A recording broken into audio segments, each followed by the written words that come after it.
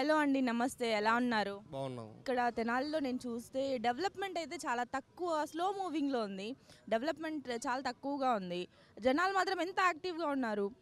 ఏం కోరుకుంటున్నారు ఇంత జనాలు?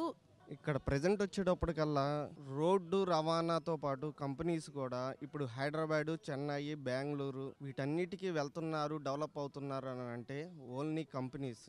అంటే మీరు గవర్నమెంట్ నుంచి ఎక్స్‌పెక్ట్ చేసేది జాబ్స్ అండ్ ఎడ్యుకేషనల్ కాలేజెస్ ఇవి అన్నీ ఇక్కడ కావాలి, తెనాలిలో కావాలి అని.